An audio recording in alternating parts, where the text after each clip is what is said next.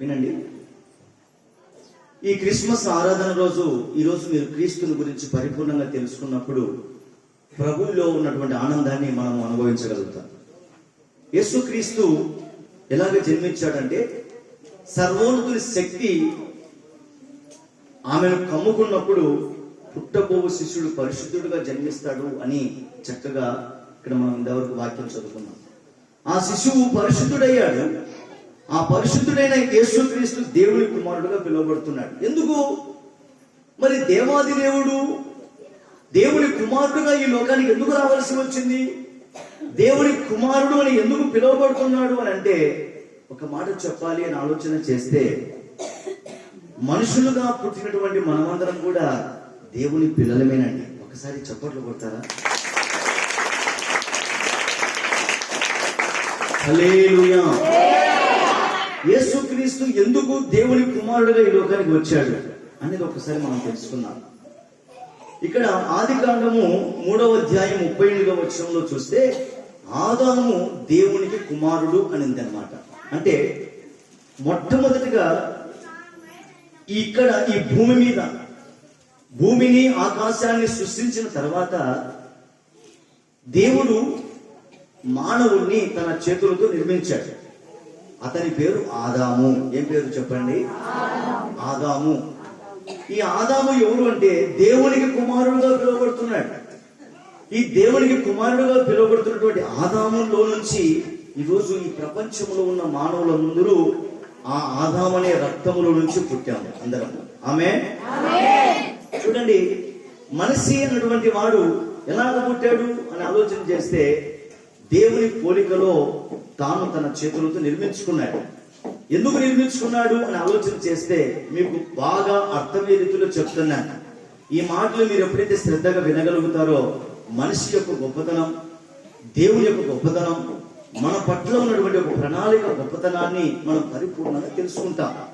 చూడండి, దేవుడు మొట్టమొదటిగా ఆత్మ స్వరూపి. ఈ ఆత్మ స్వరూపి అయినటువంటి దేవుడు నీటిలో, ఈ భూమి ఆకాశం అనేటువంటివి ముందు లేవండి, అంతా జలమయం. ఈ జలమయములో దేవుని ఆత్మ అల్లాడుచు ఉన్నప్పుడు దేవుడు వెలుగు కలగాలని పలికినప్పుడు వెలుగు కలిగింది సమస్తం. వెలుగు కలిగిన తర్వాత దేవుడు భూమిని ఆకాశాన్ని సృష్టించాడు. ఈరోజు భూమి మీద ఎవరున్నాము అంటే మనుషులు ఉన్నాం. భూమి మీద ఎవరున్నాము? మీరు భూమి మీద ఉన్నారు? ఎక్కడున్నారు? భూమి మీద మనుషులం అందరం ఉన్నాం.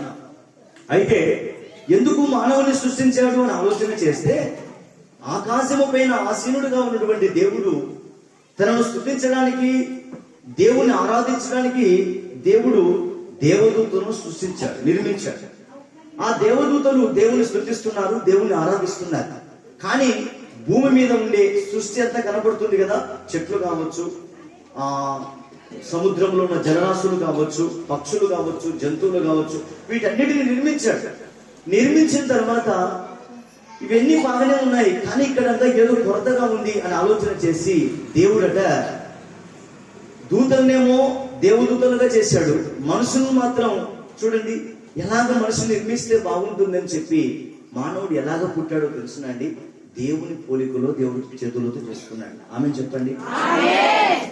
అందుకని ఎందుకు మానవుడిని నిర్మించాడు అంటే, ఆకాశమందులో ఉన్నటువంటి దేవుడు అక్కడ దేవదూతల చేత ఎలాగ ఆరాధించబడుతున్నాడో, ఈ భూమి మీద ఉన్నటువంటి మనుషుల చేత కూడా దేవుణ్ణి ఆరాధించాలి అన్నటువంటి ఆలోచనతో దేవుడు మానవుని నిర్మించాడు.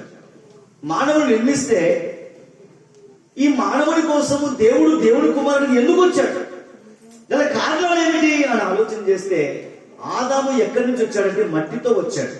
అందుకని మనం ఒక్కొక్కసారి ఏమంటామో తెలుసునా, ఏమరా నీ మట్టి బుద్ధులు పోవా అని ఎక్కడైనా సామెతలు మాట్లాడుతూ ఉంటాం. అందుకని ఈ మన మానవుడు ఎలాగొచ్చాడంటే మట్టితో వచ్చాడు. అందుకని చెమట వచ్చినా, శ్రమపడి ఈ శరీరంలో ఉన్నటువంటి చెమట వచ్చినప్పుడు ఇలాగ అన్నప్పుడు మట్టి వస్తుందండి. అయితే ఈ మట్టి గజములో ఉన్నటువంటి మానవుణ్ణి దేవుడు కూడా ఎందుకు ఈ లోకానికి ఈ యొక్క దేహముతో దేవుడి కుమారుడు ఎందుకు రావాల్సి వచ్చింది అని ఆలోచన చేస్తేనండి, మానవుణ్ణి దేవుడైతే నవీన స్వభావముగా మంచి పరిశుద్ధమైన క్రియలతో మానవుణ్ణి దేవుడు నిర్మించాడండి. అయితే ఈ మానవునిలో అతిక్రమం అనేది ఒకటి వచ్చింది. అతిక్రమం వేరు, క్రమం వేరు. అందుకని చూడండి, కొంతమంది నడుస్తున్నారు అనుకోండి, చక్కగా నడుస్తున్నారు అనుకుంటారు. కొంతమంది పిల్లలు దారిలో ఒక కాలు ఇట్లా కిందికి, ఒక కాలు ఇలా పైకి నడుస్తున్నారు అనుకోండి, ఏందిరా నడక, అలా నడుస్తున్నావేది, సరిగ్గా నడవలేవా అని మాట్లాడతారు. అదే రీతిలో మానవుడు కూడా, మానవునిలోనికి అతిక్రమం వచ్చింది. ముందు ఆ అతిక్రమం అనగా ఏమిటంటే పాపం వచ్చింది. ఎందుకు వచ్చింది పాపము, ఎలాగ వచ్చింది అని ఆలోచన చేస్తే చూడండి, బాగా వినండి ఒకసారి. దేవుడు ఆకాశం నుంచి భూమి మీదకి వచ్చి, భూమి మీద తన పోలిక చొప్పున నరుణ్ణి నిర్మిస్తూ ఇక్కడ భూమి మీదకి వస్తే, అక్కడట దేవుడికి ఒక సింహాసనం ఉందండి. ఏముందండి? సింహాసనం ఉంది. ఆ సింహాసనము లో నుంచి దేవుడు కిందికి వస్తే సింహాసనం ఖాళీగా ఉంది.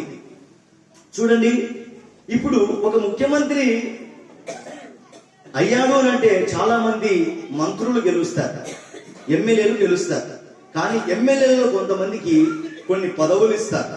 ఎందుకు ఇస్తారంటే పరిపాలన చేయడానికి. అదే రీతిలో దేవదూతలను, 1000 కోట్ల దూతలను దేవుడు నిర్మిస్తే, ఆ దూతలలో ఒక దూత, ప్రధాన దూత, 3 దూతలు ఉన్నాయి ప్రధానమైనవి. ఒకటి లూసిఫర్ దూత, ఒకటి మిఖాయేలు దూత, ఒకటి గాబ్రియేలు దూత. ఈ గాబ్రియేలు దూత అంటే వర్తమానం తీసుకొని వస్తుంది. మిఖాయేలు దూత వచ్చేసి దేవుడి పక్షమును నిలబడి వ్యాఖ్యమాడుతుంది. ఈ లూసిఫర్ అనే దూత ఏం చేసిందంటే, దేవుడు ఎలాగనో మానవుని కింద నిర్మించాడు కదా, దేవుడు ఎలాగనో మానవుని దగ్గరికి వెళ్తుంటాడు కదా, ఇప్పుడు ఈ సింహాసనం ఖాళీగా ఉంది కదా, ఈ సింహాసనం ఖాళీగా ఉంది కనుక ఈ సింహాసనంలో నేను కూర్చుంటే ఈ ఆకాశమును ఏరడానికి, ఆ సింహాసనం, ఆ రాజ్యాన్ని ఏరడానికి నేనే వారసును అవుతాను కదా అని మనసులో గర్వించిందండి. అందుకనే చాలా మంది అంటారు తెలుసునా, ఏమరోయ్ నీకు గర్వం ఎక్కువైంది కదా, నేనా గర్వం అనే గుర్రం ఎక్కుతున్నావు, జాగ్రత్త, జాగ్రత్త. ఏమండి, ఈ గర్వం అనేది నాశనానికి ఒక గుర్తండి. చాలా మంది ధనాన్ని బట్టో, పేరుని బట్టో, ప్రఖ్యాతిని బట్టో గర్విస్తూ ఉంటారు. అందుకనే వీడు ఎన్నాళ్ళరా, వీడి రెక్కలు ఎన్ని రోజులు ఎగురుతాయి అని మాట్లాడుతూ ఉంటాం. అదే రీతిలో ఈ సింహాసనం మీద మనసు పడి గర్వించి ఆ సింహాసనంలో కూర్చోవాలని ఆలోచన చేశాడు. దేవుడట అంతరంగాన్ని ఎరిగిన వాడు. చప్పట్లు కొట్టండి ఒకసారి. నువ్వు ఇప్పుడు ఇక్కడ కూర్చున్నప్పుడు నువ్వు ఏమి ఆలోచన చేస్తున్నావో ప్రభుకు తెలుసు. నువ్వు ఇంటి దగ్గర ఎలాగ ఆలోచన చేస్తున్నావో ప్రభుకు తెలుసు. సమస్తాన్ని ఎరిగిన వాడు దేవుడు. సమస్తాన్ని ఎరిగిన వాడు దేవుడు. బాగా వినాలి. ఈ సమస్తమును ఎరిగినటువంటి దేవుడు ఆ దూత యొక్క తలంపును కూడా ఎరిగినాడు. ఆకాశంపైకి వెళ్ళాడు, కింద చెప్పేశాడు, మాట్లాడాడు. ఇద్దరమో మగ హల్లెలూయా. ఈ ఆకాశం అందున్నటువంటి దేవుడు భూమి మీదకి వచ్చి పైకి వెళ్ళిపోయాడు, ఆకాశం మీదకి వెళ్ళాడు. వెళ్ళి ఈ దూత ఏమన్నా ఆలోచన చేస్తుందంటే, ఈ సింహాసనం నాదే అని గర్వించింది. అందుకని కొన్ని లేఖనాల్లో చూస్తే యెహెజ్కేలు గ్రంథం 28వ అధ్యాయం 17వ వచనము, యెషయా గ్రంథం 14వ అధ్యాయం 12వ వచనం ప్రకారంగా గర్వించాడు సాతానుడు, అదే లూసిఫర్. దేవుడికి కోపం వచ్చింది. నీకు ఒక ప్రథమ స్థానాన్ని ఇస్తే నీవే నా సింహాసనాన్ని కొడతావా అని చెప్పి ఆ ప్రధాన దూతగా ఉన్నటువంటి ఆ దూతలలో ఒక లూసిఫర్ అనే దూత దేవునికి కోపం వచ్చేసి క్రిందికి త్రోసివేసేసాడు. క్రిందికి త్రోసివేస్తే వాడు ఏమనుకున్నాడంటే, నన్నే ఆకాశంలో నుంచి కింది త్రోసేస్తావా? కింద నీ పోలిక చొప్పున మనుషులు ఉన్నారు కదా, వారు నిన్ను పరిశుద్ధంగా ఉన్నారు, వారి నోట నిన్ను స్తుతించుకోవాలని నువ్వు చేతులతో చేసుకున్నావు కదా, వాళ్ళు ఎలాగా పరిశుద్ధంగా జీవిస్తారో నేను చూస్తాను, వాళ్ళు ఎలాగా క్రమంగా నడుచుకుంటారో నేను చూస్తానని చెప్పి ఆ లూసిఫరే అనే ఒక దుష్టుడైన అపవాది వాడు ఏం చేశాడంటే, కరెక్ట్ గా ఆదాము ఉన్నటువంటి స్థలంలోనికి వచ్చేసి ఏం చేశాడు అంటే, ఆదాము పరిశుద్ధత కలిగి దేవునితో చక్కగా సన్నిహితంగా సమాధానంగా ఉన్నటువంటి వాడు ఏం చేశాడు అంటే, ఆ అపవాది యొక్క మాటలు విని వాడు అతిక్రమాన్ని సంపాదించుకున్నాడు. అందుకని అతిక్రమం వలన పాపం వచ్చిందండి. ఏమండి, ఒక మాట చెప్తాను. మా నాన్న పేరు పురుషోత్తము, మా అబ్బ పేరు హరిదాసు, మా అబ్బ వాళ్ళ నాన్న పేరు రంగప్ప. ఇప్పుడు ఏమంటాము అని అంటే, వీళ్ళెవరంటే మా రక్త సంబంధికులండి, వీళ్ళెవరండి అంటే మా రక్త సంబంధికులండి, మా దాయాదులండి అంటాం కదా. అదే రీతిలోనే మొట్టమొదటిగా మానవుడైన ఆదాము హవ్వలు వారి గర్భాలలో నుంచి పుట్టిన వారనే మనం అందరం అండి. ఆదాములో నుండి అతిక్రమం ప్రతి ఒక్కరిలో ఉంది, ఆ అతిక్రమం. అందుకని యేసుక్రీస్తు ఆ అపవాది యొక్క క్రియలను లయపరచుటకే యేసుక్రీస్తు దేవుని కుమారుడిగా ఈ లోకానికి వచ్చాడు. చెప్పండి. హల్లెలూయా. ఏమండి, ఆదాము మట్టితో నిర్మించిన తర్వాత ఆదాము నాసికారంధ్రాలలో, ఏదంటే చెప్పండి, నాసికారంధ్రాలలో జీవవాయువును ఊదగా, అంటే ఒక వాయువును ఊదినప్పుడు ఆ మట్టితో చేసినటువంటి ఆదాము ఏమయ్యాడంటే జీవ ఆత్మ అయ్యాడండి. ఏమయ్యాడు చెప్పండి? జీవము ఆత్మ రెండు వచ్చాయి. అందుకని ఆత్మ ఉండాలా, జీవము రెండు ఉన్నప్పుడే మనిషి నడుస్తాడు. ఆత్మ ఉన్నప్పుడు జీవము పని చేయలేదనుకోండి, మంచాన పడి ఉంటాడు. అంటే ఈ జీవము అనగా ఏమిటంటే, ఈ జీవములో రక్తము మాంసం ఉంటాయి. జీవం అనగా ప్రాణం అండి. అందుకని కొంతమంది ఏమంటారంటే, ఆత్మ ఉన్న ప్రాణం లేనట్లు మంచాన పడిపోయినాడు, మాంసము చెతికిల పడిపోయింది, రక్తము తక్కువైపోయింది అంటారు. అందుకని ఈ జీవవాయువును ఆదాము అనేటువంటి నాసికారంధ్రంలో ఊదినప్పుడు జీవాత్మయ్యాడు. జీవం అనగా ప్రాణము, ఆత్మ అనగా దేవుని యొక్క ఆత్మ. దేవుడు ఊదిన ఆ వాయువే దేవుని ఆత్మ.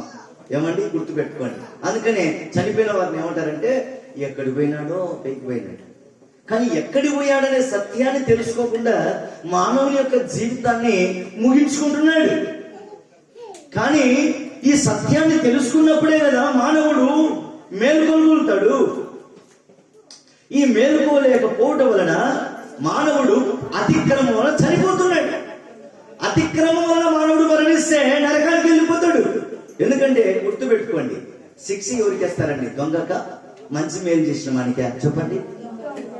దొంగకే శిక్ష వేస్తారు, మంచి వానికి శిక్ష వేయరు.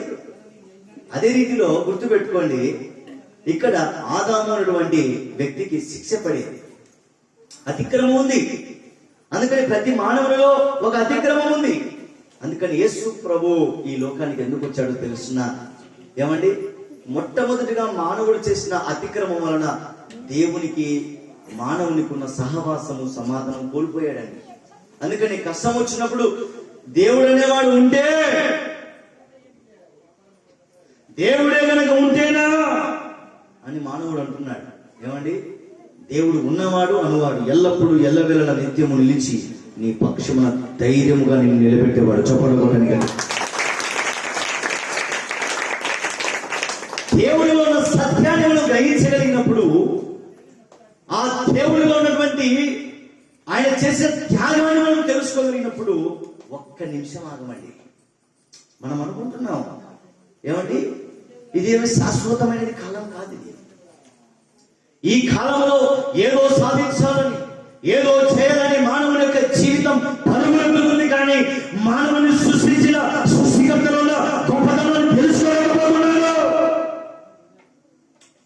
అయితే ఈరోజు నీకు తెలియచేయడానికే దేవుని యొక్క ప్రణాళికలోనే దేవుడు నేను ఇక్కడికి తీసుకొని వచ్చాడు. చప్పట్లు కొడతాడు.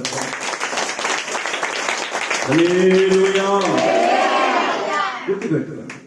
ఇప్పుడు ఈ అతిక్రమం మానవుల నుంచి పోవాలా? నేను ఒకసారి చెప్తాను వినండి. ఒకరికి కిడ్నీలు చెడిపోయినాయి. ఏంటివండి? ఇడ్లీలు కాదమ్మా, కిడ్నీలు. చెప్పండి ఒకసారి. కిడ్నీలు చెడిపోయినాయి. ఈ కిడ్నీలు చెడిపోయినప్పుడు లోపల ఉన్నటువంటి రక్తం అంతా పాడైపోయింది. అప్పుడు ఏం చేస్తారంటేనండి, హాస్పిటల్లో డయాలసిస్ అని చేస్తారు. డయాలసిస్ అంటే రక్తాన్ని మిషన్ ద్వారా ఏం చేస్తారంటే చెడులై పక్కకు వెళ్ళిపోతుంది, మరి నూతనముగా మార్చబడతా ఉంటుంది రక్తం. ఏమండి, నేను ఎందుకు మాట చెప్తున్నానంటే అందరం ఒకటే రక్తంలో నుంచి వచ్చిన వాళ్ళం కదండి. అందుకనే మరి ఒకటే రక్తంలో నుంచి వచ్చినటువంటి మనము ప్రతి ఒక్కరిలో అతిక్రమం ఉంది కదండి, పాపం అనేది ఉంది కదండి. మరి ఇప్పుడు ఆ పాపము తొలగించబడాలి కదా. ఇప్పుడు ఆ పాపము తొలగించబడాలంటే ఎవరు రావాలా? దేవుడు రావాలి. దేవుడు రావాలి. ఎందుకోసం అంటే దేవుని నిర్మించింది దేవుడు, మానవుని నిర్మించింది దేవుడు. అందుకని మానవునిలో ఉన్న అతిక్రమాన్ని తొలగించడానికి దేవుని కుమారుడు ఈ లోకానికి వచ్చాడు. ఎలా వచ్చాడు అని ఆలోచన చేస్తే ఒకసారి గుర్తుపెట్టుకోండి. ఎందుకు రావాల్సి వచ్చిందో ప్రాముఖ్యంగా మనం తెలుసుకోగలిగితే మనము పరిపూర్ణంగా ఆయన హత్తుకోవడానికి పరుగులెత్తుతామండి. గుర్తుపెట్టుకోండి, అతిక్రమము చేసిన వాడు పరలోక రాజ్యానికి వెళ్ళడానికి హక్కు లేదండి. అందుకని రక్త మాంసములు కలిగిన వాడు దేవుని రాజ్యాన్ని స్వతంత్రించుకోలేడు అని కొరింథీ రాసిన మొదటి పత్రిక 15వ అధ్యాయం 50వ వచనంలో ఉందండి. ఏముంటుందంటే రక్త మాంసములు దేవుని రాజ్యాన్ని స్వతంత్రించుకోలేవు అని. ఎందుకు స్వతంత్రించుకోలేవు అని అంటే రక్త మాంసములలో అతిక్రమం ఉంది, రక్త మాంసములలో పాపం ఉంది, రక్త మాంసములలో ఆ శాపాన్ని తొలగించుకోలేడు. ఇప్పుడు ఈ రక్త మాంసములతో ప్రతి మానవుడు ఉన్నాడండి. ఉన్నాడే? ఇప్పుడు మీలో ఏముంది? రక్తం ఉందా లేదా? రక్తం ఉంది, మాంసం ఉందండి. అందుకని గుర్తుపెట్టుకోండి ఒకసారి, ఈ రక్త మాంసములు కలిగిన వాడు దేవుని రాజ్యాన్ని స్వతంత్రించుకోలేడు. అయితే దేవుని రాజ్యాన్ని స్వతంత్రించుకోవాలి అని అంటే దేవుడు ఎందుకు ఈ లోకానికి వచ్చాడు అంటే ఎలాగొచ్చాడో తెలుసున్నానండి. ఆయన కూడా రక్త మాంసములను ధరించుకొని ఈ లోకానికి వచ్చాడు. చెప్పండి ఒకసారి, చెప్పండి. ఆయన ఒక మానవుడు కూడా రక్తము వలె, ఒక మానవుడు ధరించిన శరీరము మాంసము వలె యేసుక్రీస్తు ఈ లోకానికి వచ్చాడు. గుర్తుపెట్టుకోండి, అన్ని రక్తాలు ఒకటి కాదు, అన్ని మాంసములు ఒకటి కాదు. ఒక ఆయన చెప్పాడు అన్నిటికీ ఒకటే రక్తమే అన్నాడు. ఎట్లా అవుతుంది? ఏమండి, మనిషికి రక్తం తక్కువ అవుతే పక్షులో జంతువుల యొక్క రక్తాన్ని ఎక్కిరు కదా. ఎందుకు ఎక్కిరు? మనుషుల రక్తము వేరు, జంతువుల రక్తము వేరు, చేపలో ఉన్న రక్తము వేరు, మృగములలో ఉన్న రక్తము వేరు. అలాగుననే మనిషి యొక్క మాంసము వేరు, జంతువుల యొక్క మాంసము వేరు. ఏమండి, చేప యొక్క మాంసము వేరు, అలాగనే మృగము యొక్క మాంసము వేరు. అన్ని మాంసాలు ఒకటే అవుతాయా? అలాగైతే మనుషులు కూడా కోసుకొని వేసేవాళ్ళు ఈ సమయానికి. స్తోత్రం కలుగును గాక. ఎందుకోసమో తెలిసిన, రక్త మాంసము కలిగిన నరుడు సమస్తమైన భూ జంతువులను, భూమి మీద ఉన్నటువంటి జంతువులు, నీటిలో ఉన్న జలరాశులను, ఆకాశంలో ఎగిరే పక్షులన్నింటినీ తినగలుగుతున్నాం. మనుషులు మాత్రం తెలియం. ఎందుకు తెలిసిన? రక్త మాంసములు కలిగిన మానవుడు దేవుడే తన చేతులతో నిర్మించుకున్నాడు. ఆమెను చెప్పండి గట్టిగా, ఆమెను చెప్పండి గట్టిగా. అందుకని ఈ రక్త మాంసములలో ఉన్న అతిక్రమాన్ని తొలగించడానికి యేసుక్రీస్తు ఎలా వచ్చాడో తెలుసిన? హెబ్రీయులకు రాసిన పత్రిక 2వ అధ్యాయం 14వ వచనం ఒకసారి వాక్యం చదవండి ఒకసారి.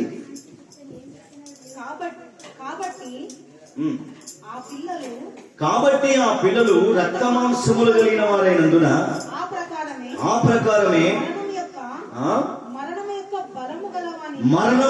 బలము గలవాని అనగా అపవాదిని మరణము ద్వారా నశింపచేయుటకును జీవిత కాలమంతయు మరణ భయము చేత దాస్యమునకు లోబడిన వారిని విడిపించుటకు యేసుక్రీస్తు కూడా రక్త మాంసాలలో పాల్గొన్నాడు. చప్పట్లు కొట్టండి గట్టిగా. యేసుక్రీస్తు కూడా మనము వలె, మనమందరము దేవుని పిల్లలం, మనము రక్త మాంసములు కలిగి ఉన్నాం కనుక యేసుక్రీస్తు కూడా రక్త మాంసములో పాలివాడుగా ఈ లోకానికి వచ్చాడు. యేసులో ఉన్నది రక్తం. యేసు ఈ లోకాన్ని ధరించి ఈ లోకానికి వచ్చినప్పుడు ఆయన కూడా రక్త మాంసములతో వచ్చాడు. ఎందుకు రావాల్సి వచ్చింది?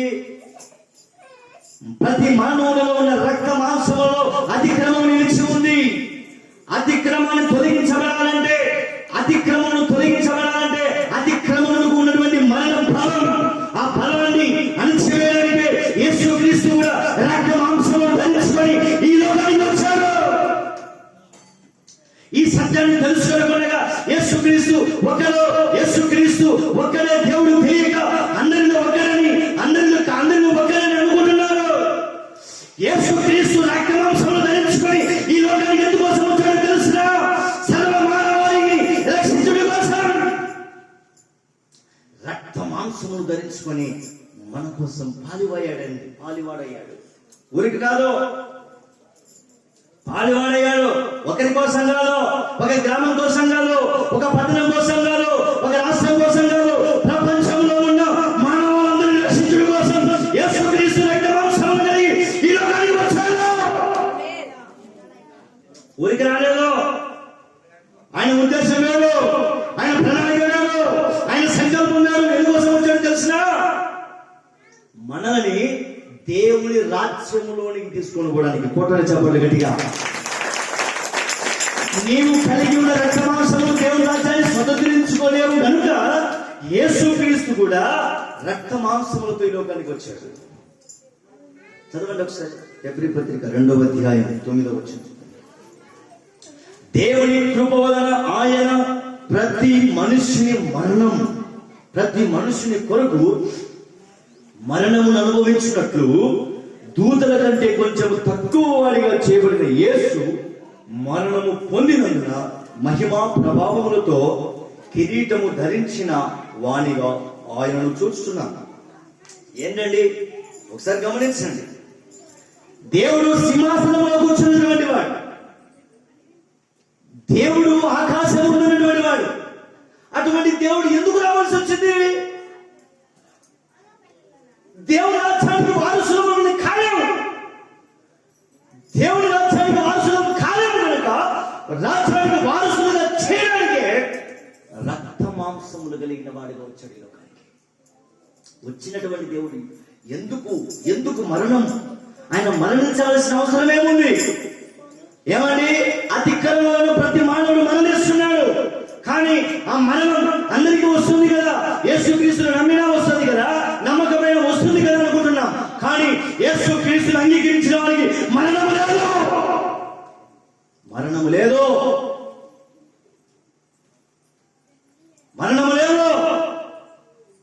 ఎందుకోసమో తెలుసునా?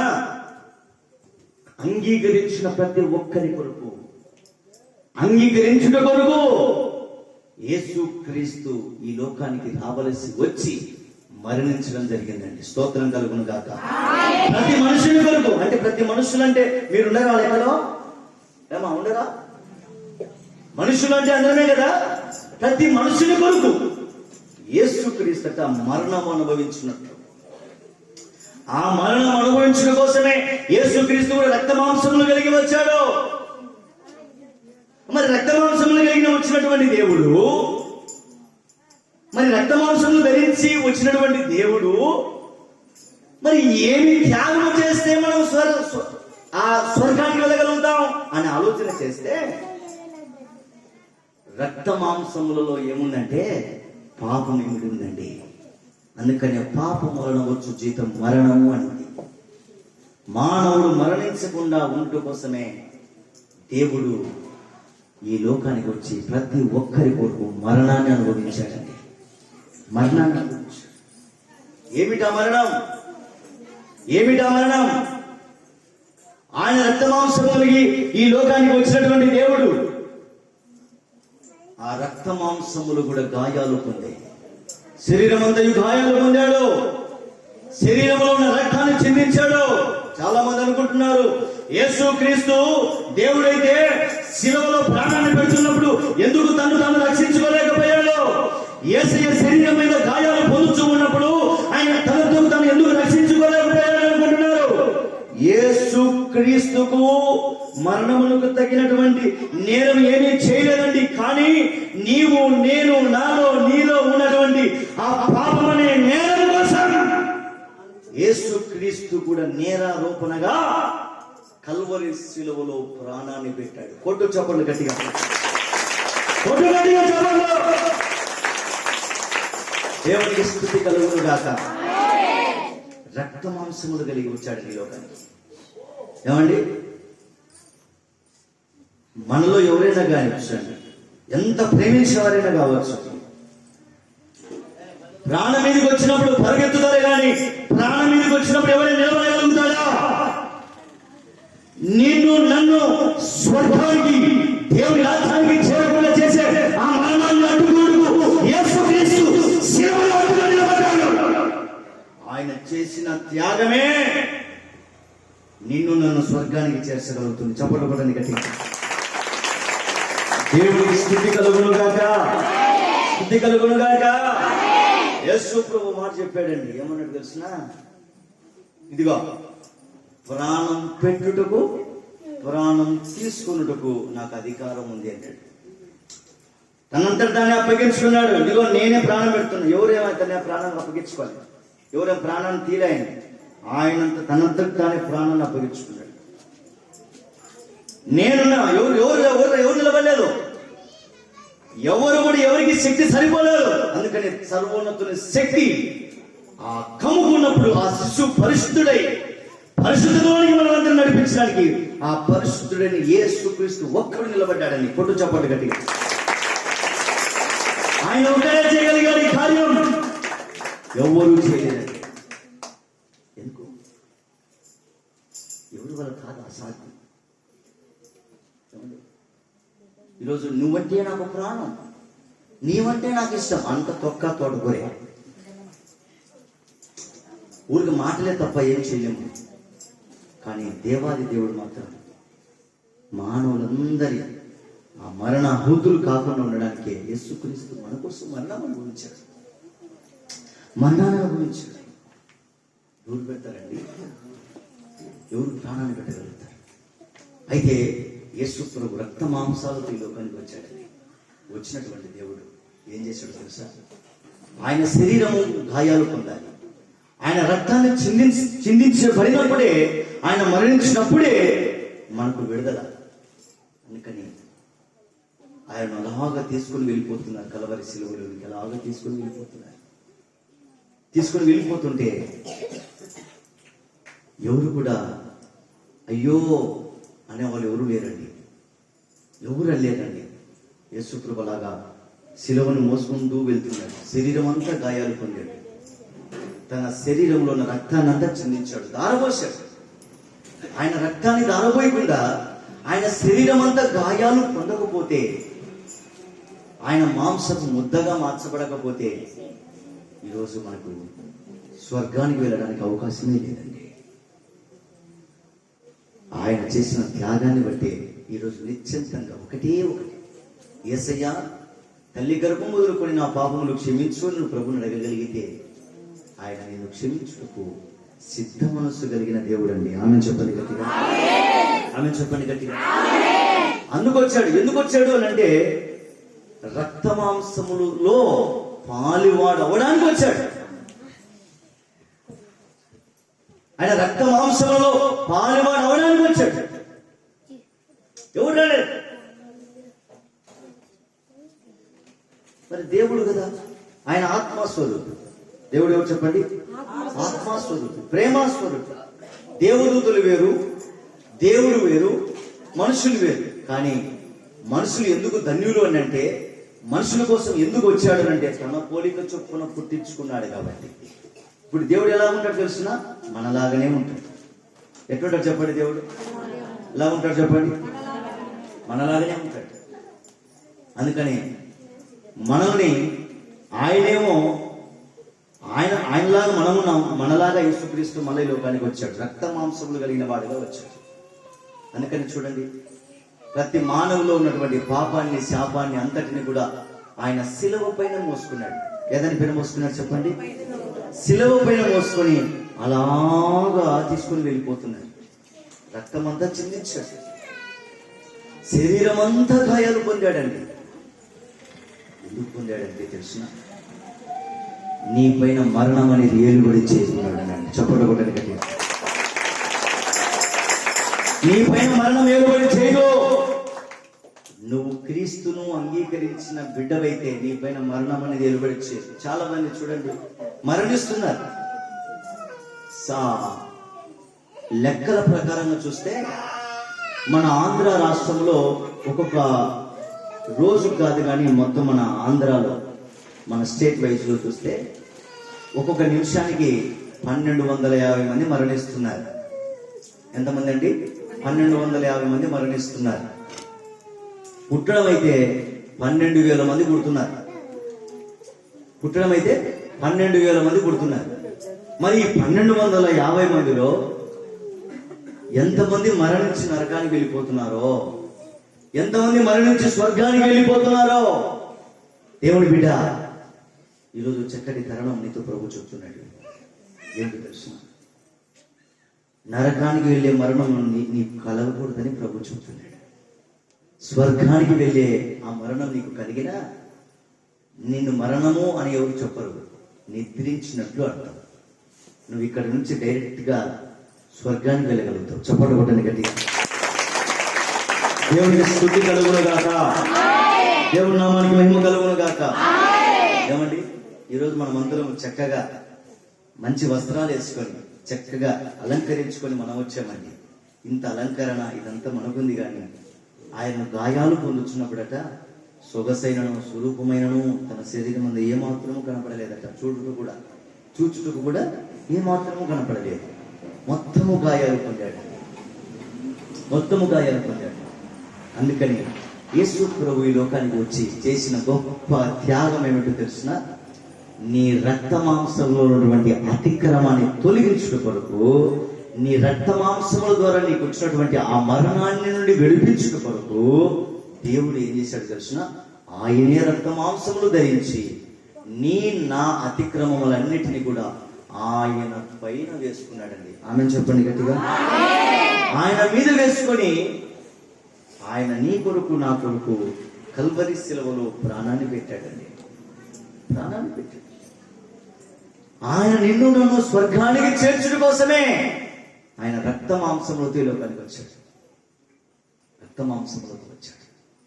ఆయన చేసిన త్యాగం కనుక, ఆయన చేసిన త్యాగం మనకు తెలియకపోయినా, ఆయన చేసిన త్యాగం ఆయన చేయకపోయినా కూడా ఈరోజు ఇంత అలంకారముగా, ఇంత ఆశీర్వాదకరముగా, ఇంత సమాధానకరంగా మానవుడు జీవించలేడు. అందుకని నిన్ను నన్ను ఆ స్వర్గానికి చేర్చుట కోసమే ఆయన రక్త మాంసములలో పాలివాడు కావాల్సి వచ్చింది. మొత్తం గాయాలు పొందాడు. ఒకడు వచ్చాడు ఇంకా చివరి దశలో, ఇంకా మరణం, చనిపోతున్నాడు అన్నటువంటి సందర్భంలో ఒకడు వచ్చి బల్లెపు పోటు పోలుస్తే రక్తమును నీళ్లు గారాయి. అంటే శరీరంలో రక్తమే లేకుండా మన కోసం దారవోసాడు. ఏమండి, రక్తమంతా దారవోసేసాడు, శరీరం అంతా గాయాలు పొందాడు. ఎందుకోసం తెలిసిన? నీ రక్త మాంసములలో ఉన్న అతిక్రమాన్ని తొలగించుట కోసమే అన్ని గాయాలు పొందాడు. చప్పట్లు కొట్టండి.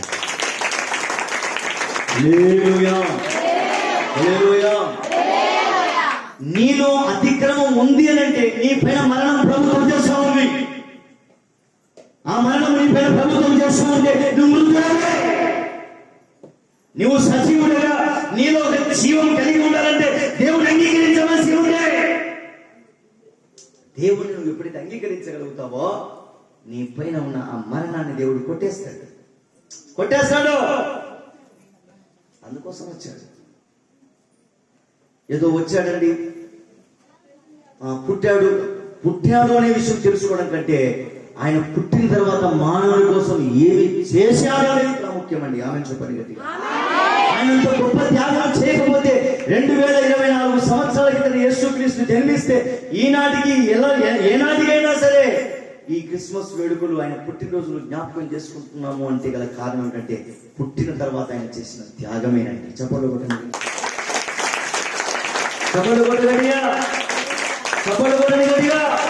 హల్లెలూయా. దేవుడి బిడ్డ, రక్త మాంసములతో ఉన్నటువంటి దేవుడి బిడ్డ, నిన్ను రక్షించడం కోసమే యేసుక్రీస్తు రక్త మాంసములు ధరించుకొని ఈ లోకంలో వచ్చాడు. ఇప్పుడు నిశ్చంతంగా ధైర్యంగా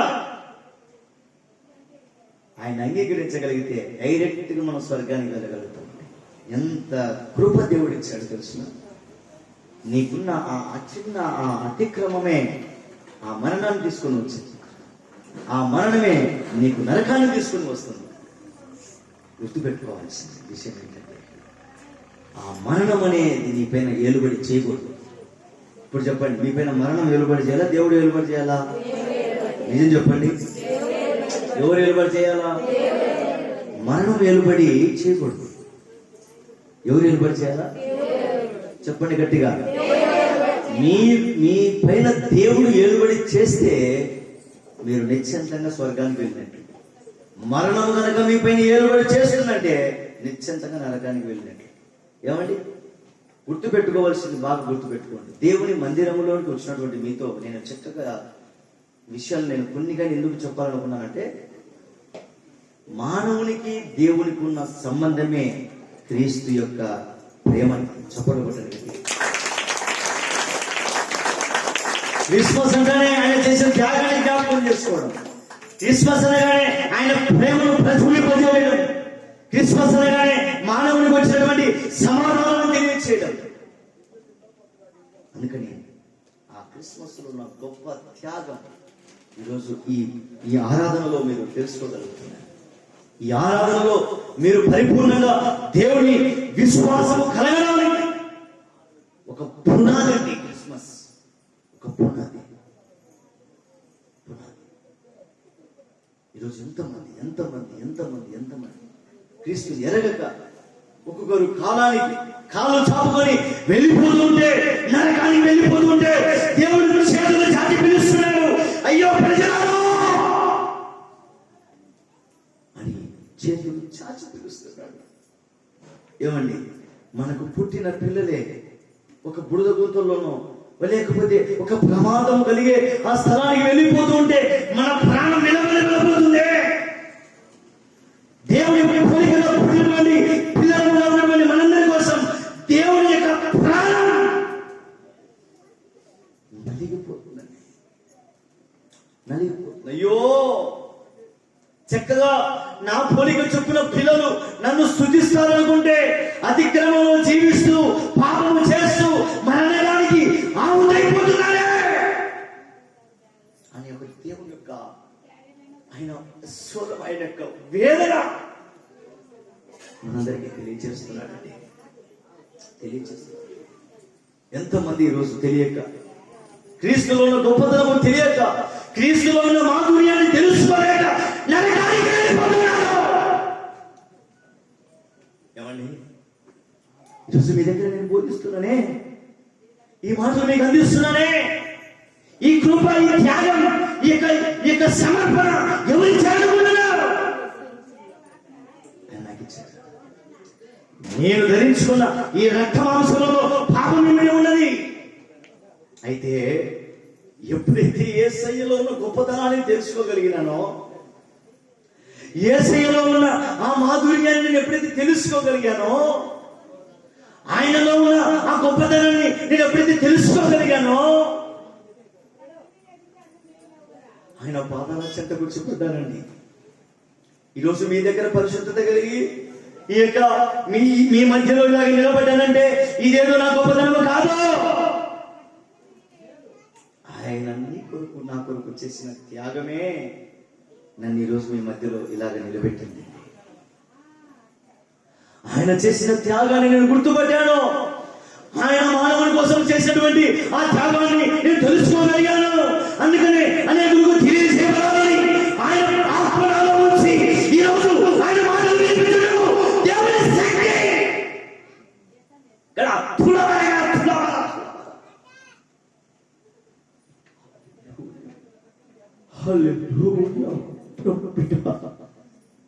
నిర్లక్ష్యమా చేయవద్దు. అన్నిటికీ ముందుకు కొనసాగుతున్నావు, కానీ నీ జీవితాన్ని నువ్వు స్థిరపరచుకోలేకపోతే నువ్వు ఎన్ని నాళ్ళు జీవించినావు అనేది ప్రాముఖ్యం కాదు. నీవు దేవునిలో స్థిరపడ్డావా లేదా అనేది ప్రాముఖ్యం. కొంతమంది గొప్పల కోసం, ప్రఖ్యాతుల కోసం జీవితాన్ని జీవిస్తున్నారు. అది కాదు జీవితం అంటే. మానవుల జీవితం మనుషులు తెలుసుకోవాలి, నిజమైన జీవితం.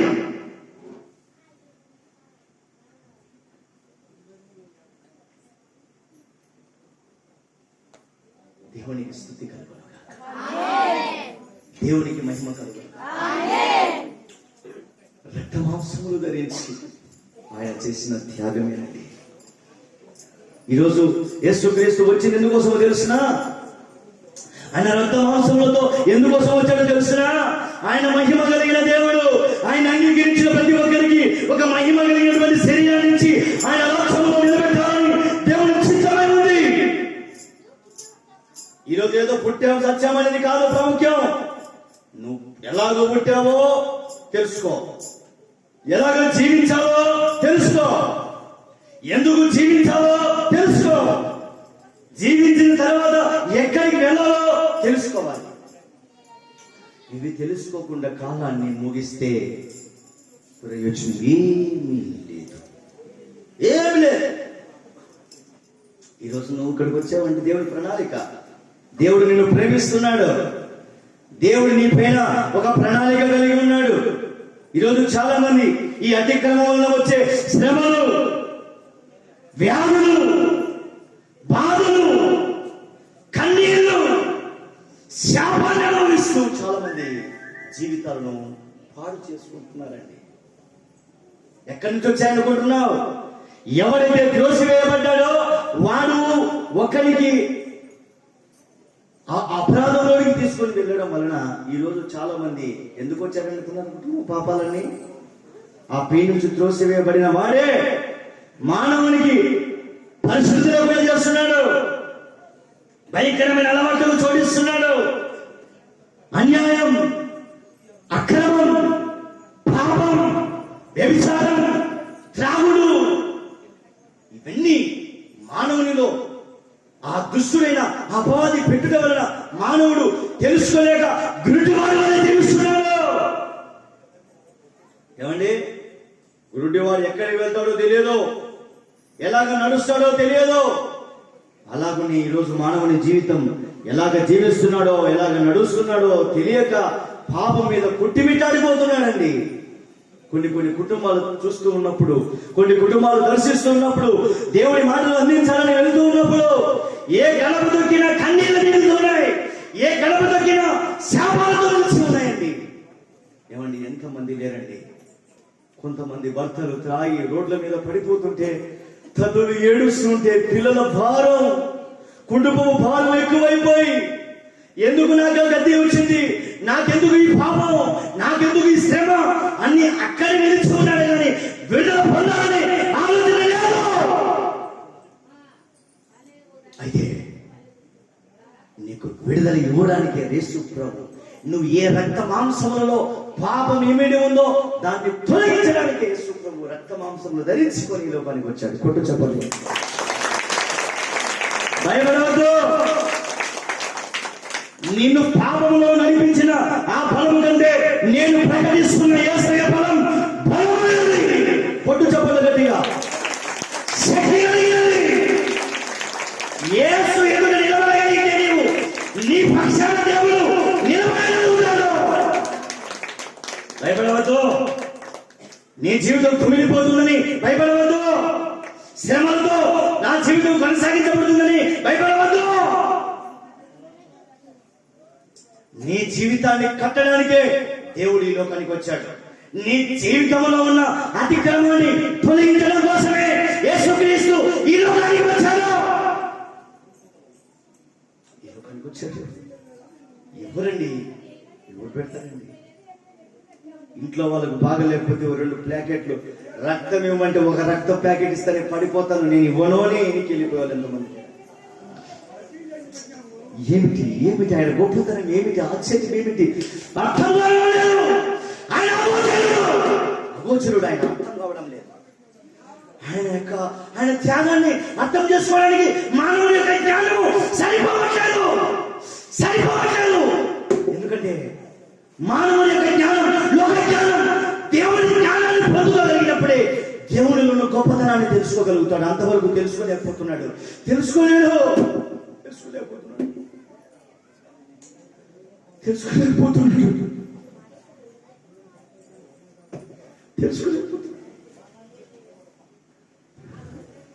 బిడ్డ, నిర్లక్ష్యం చేయబడి ఎందుకోసం తెలుసు? నేను గర్భంలో పుట్టినప్పుడు నీ పట్ల ఒక ప్రణాళిక కలిగి నేను పుట్టించాడు. నీ ద్వారా కొన్ని మంచి పనులు జరిగించాలని, నీ ద్వారా 10 మందికి క్షేమం కలగాలని నేను ఈరోజు సజీవ లెక్కలో నిలిపింది ఎందుకోసం అనుకుంటున్నావు?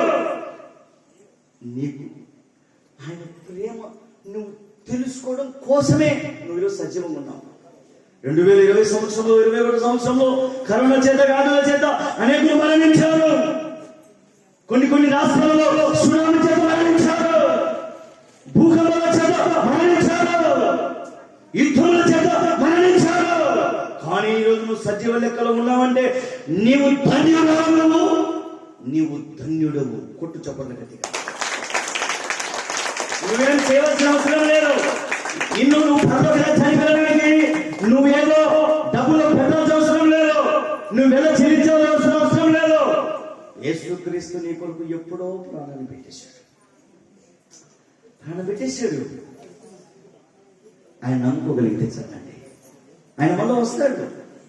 ఆయన చెప్పాడు, నేను వెళ్తున్నాను, రక్త మాంసములతో ఉన్నటువంటి మిమ్మల్ని రక్షించడం కోసం ఈ లోకానికి రక్త మాంసములతో వచ్చి మీ అందరి కోసం నేను ప్రాణాన్ని పెట్టాను. ఇదిగో సమాధి చేయబడ్డాను, సమాధిలో నుంచి తిరిగి లేచాను. అలాగనే యేసునందు ఎవరైతే నన్ను అంగీకరిస్తారో నమ్ముతారో వారు కూడా పాపం విషయంలో చనిపోతారు.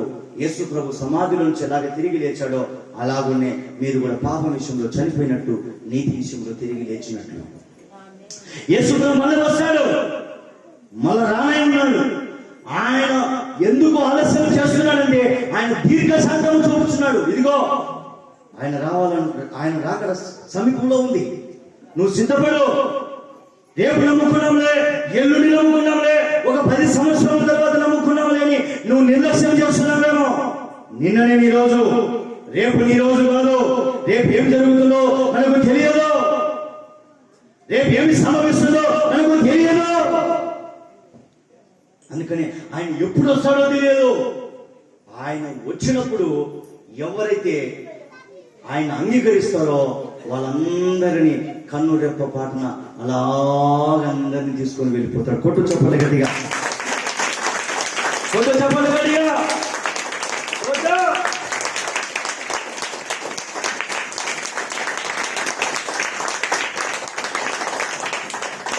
దేవునికి స్తుతి కలుగును గాక. ఏమండి, అందుకొచ్చాడు. ఇప్పుడు ఎవరైతే అంగీకరిస్తారో, మొట్టమొదటిగా ఈ ఆదాము దేవుని కుమారుడిని పిలవబడుతున్నాడో, ఎవరైతే అంగీకరిస్తారో వాళ్ళు దేవుని కుమారులు అని పిలువబడతారు. కొట్టు చప్పటి. ఇప్పుడు అంగీకరించకపోయినా దేవుని పిల్లలే, కానీ ఇక్కడి వరకు మాత్రమే దేవుని పిల్లలు, రాజ్యానికి కాదు. రాజ్యానికి వారసులు కావాలంటే ఆయన అంగీకరించు, ఆలస్యం చేయవద్దు, వెంబడించు. నిన్ను నన్ను మనం నశించిపోతుంటే మనల్ని వెతికి లోకానికి వచ్చాడు కదా. నువ్వు ఆయన వెతికి ఆయనలో ఉన్న రక్షణ, ఆయనలో ఉన్న గొప్పతనం, ఆయనలో ఉన్న పరిశుద్ధత నీలో ఉంచి నిన్ను దేవుని పిల్లలుగా పిలవాలని, నా పిల్లలు నా పిల్లలు నా పిల్లలు అని ఆయన మీలో ఉన్న పరిశుద్ధతను చూసి సంతోషించాలని ఆయన ఇష్టపడుతున్నాడు. ఏమండి, క్రిస్మస్ అంటే ఒకటి చెప్తా, గుర్తుపెట్టుకోండి. క్రిస్మస్ అంటేనే మనం ఆనందించడమే కాదండి, యేసయ్యను ఆనందించడం నేర్చుకోవాలి. కొట్టు చెప్పాలి, యేసయ్యను ఆనందించడమే క్రిస్మస్. ఎవరు ఆనందిస్తారంటే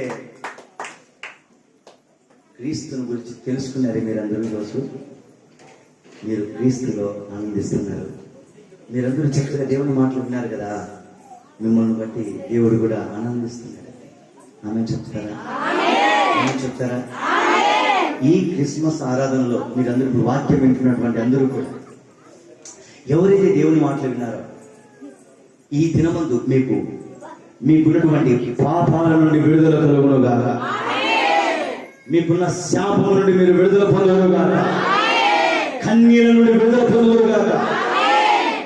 ఎట్టి వ్యాధిగ్రస్తుడైనా చూడండి, గుర్తుపెట్టుకోండి, ఈ రక్త మాంసములలో ఉన్నటువంటి పాపం వలన వచ్చిన రోగాలు కొన్ని ఉంటాయి. కొన్ని రోగాలు ఉంటాయి, అవి మనిషిని పట్టి పీడిస్తుంటాయి. కొంతమంది ఐశ్వర్యము, అందము, సొగసులు, ధాన్యము, ధనం అన్ని ఉన్నప్పుడు గర్వంతో ఎగురుతుంటారు. ఏమండి, అన్ని రోజులు ఒకటే రకం ఉండవు కదండి. అయితే గుర్తుపెట్టుకోండి, యేసు ప్రభు గొప్ప దేవుడు, ఆయన నిజలోక రక్షకుడు.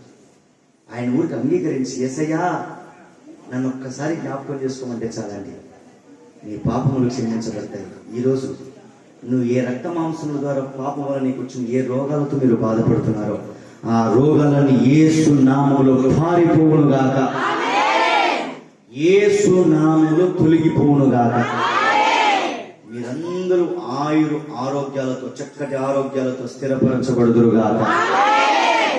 ఈ క్రిస్మస్ ఆరాధనలో ఈ మాటలన్నీ మీ హృదయాలలో దేవుడు భద్రపరచును గాక. ఈ మాటలు మన వెనికిడిలో దేవుడు నీరు కట్టి ఫలింపచేయును గాక. ఆమేన్. దేవుని స్తోత్రం. అందరికీ వందనాలు.